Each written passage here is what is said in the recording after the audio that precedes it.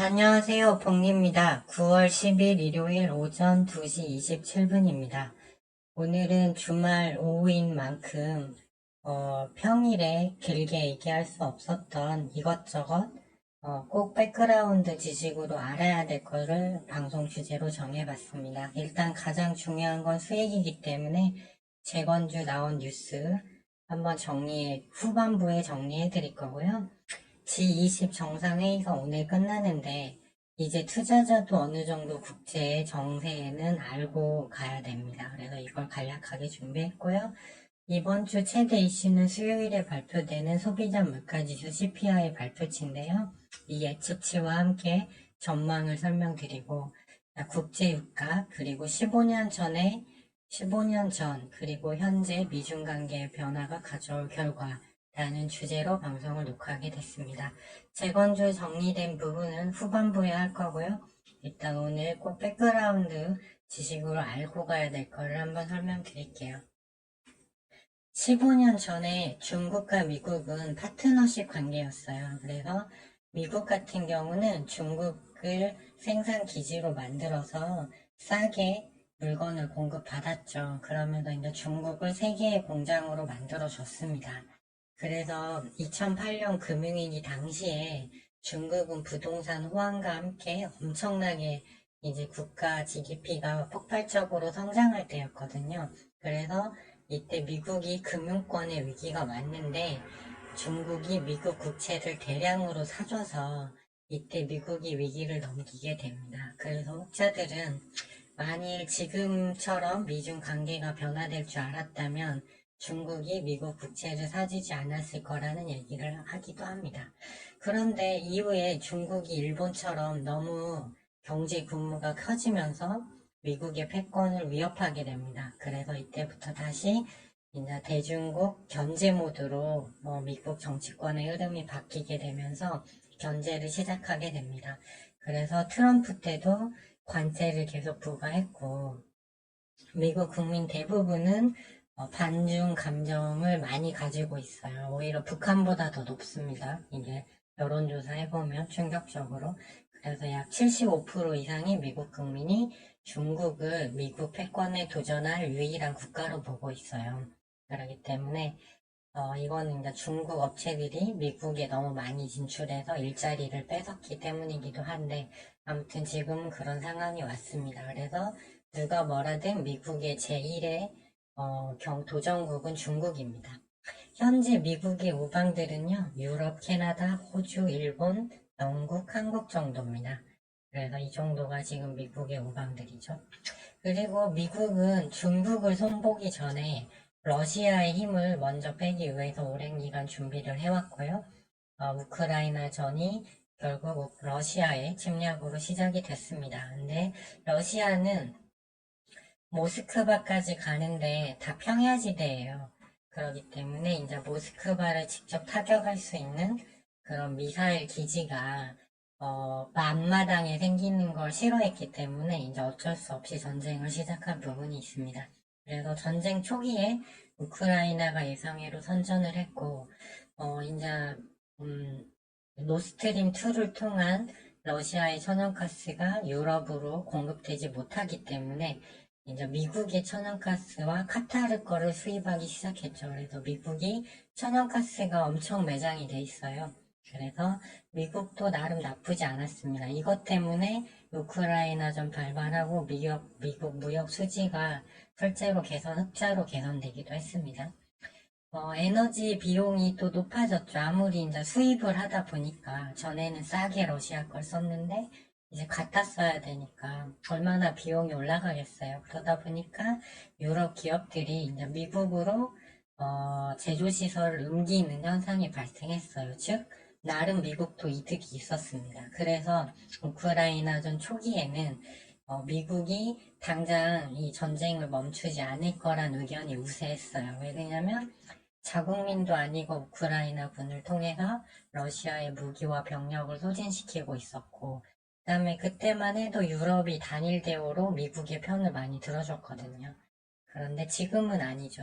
이제 물가가 계속 안 떨어지고, 에너지 수입 비용이 높아지고, 다시 겨울이 다가오고 있고, 또 미중이 이게 좀 견고해지면서 관계가 이제 중국과 러시아가 견고해지면서 독일 같은 경우, 영국, 프랑스 다 마찬가지로 중국이 최대 고객처입니다. 수출을 중국에 많이 하는데 이제 이 부분이 줄어들기 시작한 거죠. 그래서 유럽 국가들의 불만이 누적이 됐고, 이제 경제난으로 이어지니까 유럽에서도 우크라이나 지원을 하지 마라. 미국에서도 미국 국민의 55%가 현재는 지원을 반대하고 있죠. 그래서 이때와는 좀 달라졌습니다. 이제 현재 상황으로 돌아오면 러시아, 인도, 중국, 브라질, 사우디 이거 다 브릭스 국가거든요. 근데 잘 보시면 인구가 아까 말했던 미국의 우방들은 25%라면 브릭스는 75%나 됩니다. 그리고 자원이 압도적으로 브릭스 국가에 다가 있죠. 그렇기 때문에 이제는 좀 상황이 좀 달라졌어요. 그래서 G7이 유지되다가 이게 G20 뒤에 붙는 게 국가 수거든요. 근데 이게 왜 G20이 됐냐면 G7으로 이제 통제가 안 되는 거예요. 그렇기 때문에 계속 늘어난 거죠. 브릭스 국가 결속 속도가 미국의 의도와 달리 훨씬 빠른 속도로 이루어진다는 게 이제 미국을 곤란하게 하는 요소입니다. 왜 그러냐면 예전에 미국은 사우디 중동 지역을 분쟁에 개입하면서 이제 유가, 즉 석유의 결제 수단을 달러로 하면서 이제 달러 패권을 가져왔죠. 이게 가장 큰 부분인데 브릭스 국가에서 중국이 위안화를 브릭스 국가 공통 통화로 사용하자고 지금 주장하고 있는데 인도가 좀 딴지를 걸어서 아직 논의 중이지만 사우디 같은 경우 현재 실제로 그때 바이든이 갔는데도 석유 증산을 안 해서 바이든이 망신사를 뻗치고 돌아왔잖아요. 그래서 지금 통제가 안 되고 있습니다. 그런 상황이야. 그리고 북한까지 이제 내일 정도 러시아도 만나잖아요. 북한은 완전 고립된 국가였는데 이 북한에게도 이제 이쪽 브릭스 쪽으로 붙을 수 있는 명분을 또 준 거죠. 그리고 베트남은 이제 중국 대신 미국이 공장화, 즉 값싼 물품을 만들어서 미국에 공급하게 하는 유럽 지역에 공급하는 공장으로 많이 도와줬는데 어제 나온 뉴스 속보를 보니까 10년간 10조 8천억 달러의 러시아 무기를 구입하기로 했대요. 그래서 이 기사에서는 이거를 바이든에게 찬물을 끼얹었다라고 표현을 하더라고요. 지금 이런 상황입니다. 오히려 베트남이 더 영리한 걸 수도 있어요. 앞으로는 브릭스 국가가 더 커질 거기 때문에. 그래서 이게 지금 미국이 생각지도 않았던 개전 초기와는 전혀 다른 상황이 된 겁니다. 그래서 미국의 위기가 오기 시작했어요. 미국은 IMF라는 국제금융기구를 통해서 국가적 이익을 도모합니다. 어느 나라가 금융으로 위기가 왔을 때 그 나라의 빨대를 꽂아서 자본 이득을 가져가는 나라예요. 그리고 달러 패권이 유지되니까 국가 부채가 천문학적으로 많음에도 채권을 계속 발행해서 돈을 찍어내고 있잖아요. 그런데 이게 현재 브릭스 국가의 결속으로 그 시작은 우크라이나 전쟁이었죠. 그래서 이게 문제가 생겼고 바이든이 제조업 르네상스를 도입하면서 이제 제조업이 너무 약하니까 코로나 때 이게 막상 이제 진단키트도 못 만들 정도로 미국 제조업이 약화돼 있다 보니까 이제 이거를 추진하고 있죠. 그래서 뭐 다 공장을 미국으로 가고 있잖아요. 그러면서 신냉정 체제를 구축했어요. 이는 결국 효율성의 저하를 가져오고 물가 상승의 요인이 될 수밖에 없고요. 어제 G20 정상회의에서 아프리카를 받아준 이유는 딱 하나입니다. 아프리카에 자원이 많아요. 현재 브렌트 국제유가가 90불까지 올라서 이제 다시 이제 한은에서도 인정을 했죠. 우리나라 무역 수지 개선이 하반기 될 것 같은데 경상수지 개선이 될 것 같은데 국제유가가 변수다라고 인정을 했습니다. 그래서 브렌트유가 이따 살펴보겠지만 90.44불로 마감을 했어요.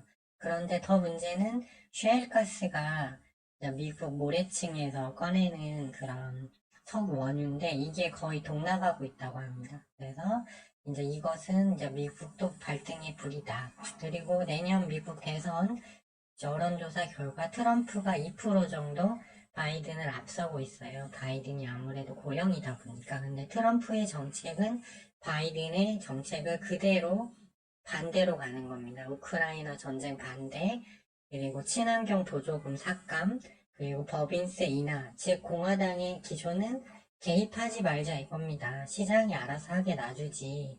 왜 자꾸 예산 많이 써서 네가 개입을 하냐 이런 거라서 이거는 투자자들에게 굉장히 중요한 포인트가 될 수 있어요. 현재 미국 기준금리는 5.52%인데 유가가 러시아, 사우디 감산으로 계속 올라가고 겨울철이 와서 전환가스 가격 등이 재상승하면 이제 유럽도 금리를 많이 올려놓은 상태라 이때는 스태그플레이션으로 들어가기 때문에 이제 증시가 그때는 이제 상승 명분이 완전히 사라집니다. 그리고 이제 금융권이 제로금리일 때 대량으로 사놨던 미국 국채 가격 손실액이 발생하고 상업용 부동산 위기가 고금리 때문에 올 수 있어요. 이제 이거는 금융권의 위기로 전이될 수 있다는 뜻입니다. 그렇기 때문에 중요하고 또 지금 무디스 앤 퓨어스나 뭐 이렇게 미국 무디스 3대 신평사에서 중국의 신용등급 국가 신용등급 하향을 검토 중이라는 뉴스가 또 나왔어요. 그렇기 때문에 상황이 좋지 않다. 그리고 G20 정상회의에서 러시아 규탄하는 합의서를 돌출하지 못했죠. 이것은 일단 기조의 변화라고 보고 있습니다. 그래서 일단 이런 국제 정세 정도는 자세히 알 필요는 없지만 주말이니까 한번 알고는 가셔야 된다. 그리고 9월 13일 수요일 한국 시간으로 저녁 9시 30분에 헤드라인 CPI가 나오는데 7월에 3.0에서 8월에 3.2로 올라왔는데 지금 원유 가격 상승 때문에 3.6%로 전망이 되고 있고요. 그 다음에 중고차 가격, 그 다음에 주거비, 즉 이제 임대료가 미국 부동산 가격이 다시 올라감에 따라서 왜냐면 돈을 너무 많이 불어놔서 그렇죠. 그렇기 때문에 이게 녹록지 않습니다. 그래서 헤드라인 CPI가 만약 예측치인 3.6까지 올라간다면 시장 충격이 불가피하다 이렇게 보시면 될 것 같아요.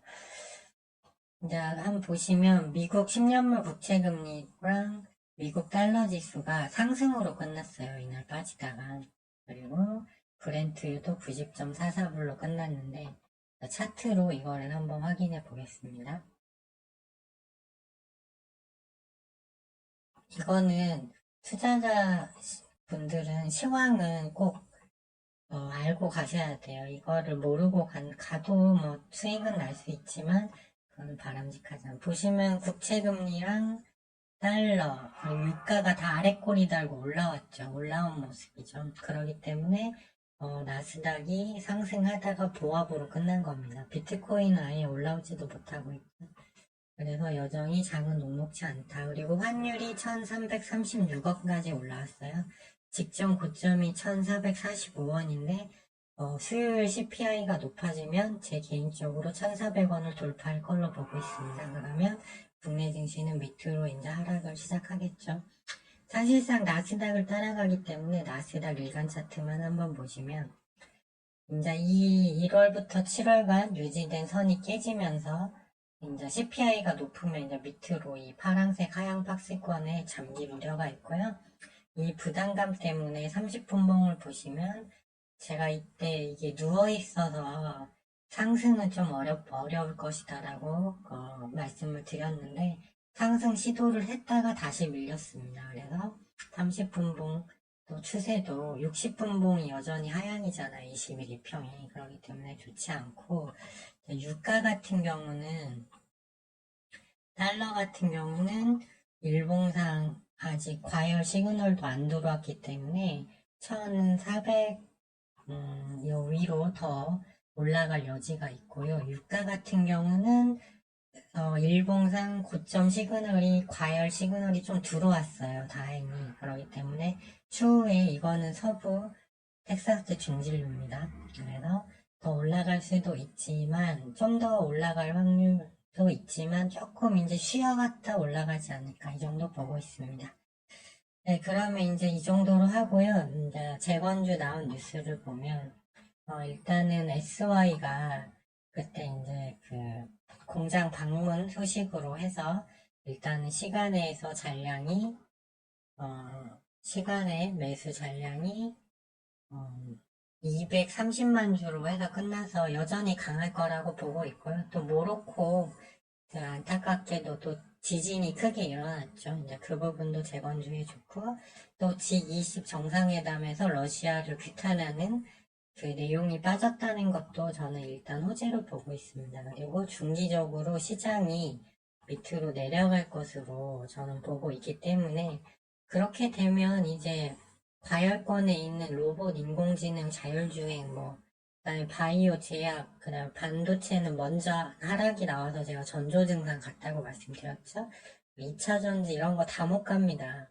네, 이제 다 하락으로 가는 거예요. 그렇기 때문에 작년 1월부터 12월까지 하락할 때 흐름을 보면 그때 뭐가 해칭 테마 역할을 했냐면 지금 유가가 오르고 있으니까 이제 당연히 유가 관련주겠죠. 그리고 재건 같은 경우는 일단 위치가 많이 이렇게 막 과열이 RS 이격도가 크게 벌어진 지점이 아니에요. 금강공업도 그렇고 유신도 21선대, 삼부토건도 21선에 붙어 있잖아요. 그렇기 때문에 이쪽은 일단 월요일은 종가는 어떻게 끝날 줄 알 수 없지만 일단 월요일은 무조건 강할 걸로 재건주는 강할 수밖에 없는 자리다.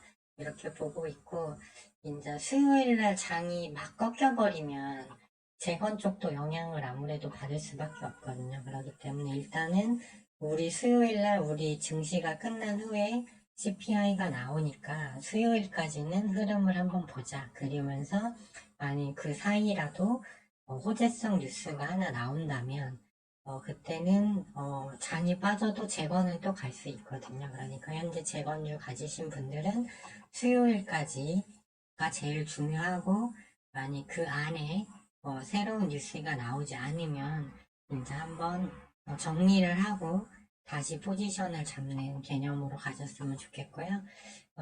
GNC 에너지를 그때 지난 이번 주에 일주일 동안 계속 재건주만 가져가라고 말씀드렸다가 처음으로 말씀을 드렸어요. 에코바이오하고. 근데 국제유가가 일단 올라서 끝났기 때문에 이 종목들이 이제 좀 움직이는 흐름이 조금은 나올 것 같습니다. 하지만 일단 제가 아까 여기서 보여드렸듯이 일봉상 과열 시그널이 좀 떴어요. 아직 그러기 때문에 조금 이제 여기서 더 위로 갈 수도 있지만 일단은 이제 비중을 그때 20% 정도 말씀드렸는데요. 그렇게 좀 GNC 에너지와 에코바이오를 말씀드렸는데 비중을 추후에 유가 흐름을 보면서 늘려가는 게 나을 것 같아요. 그래서 10%씩 정도만 일단 소량만 진입하고 스윙으로 가져가면서 얘네는 완전 저점이라 또 빠질 때도 없거든요. GNC 에너지랑 에코바이오는. 그렇기 때문에 일단 10% 정도만 진입시켜 놓고 상황 봐서 추매해서 스윙으로 가져가자. 이런 견해를 말씀드리고 싶습니다. 물론 그렇죠. 그렇게 대응을 하시고 재건주 쪽은 일단은 좀 강할 것 같으니까 SY가 이제 현재는 대장주잖아요. 그러니까 SY 흐름을 보면서 이제 SI 타점에 대해서는 금요일날 올려드린 영상에서 이미 설명을 드렸습니다. 그런데 위치상으로 좀 더 가져가도 된다. 이렇게 보여지고요. 일단은 수요일날 CPI 예측치가 아직 인베스팅닷컴에 뜨지 않았습니다. 그래서 그걸 보고 월, 화, 수요일에 이제 더 계속 가져가도 되는지 아닌지 또 영상을 통해서 안내 드리도록 할게요. 네, 시청해 주셔서 감사하고요.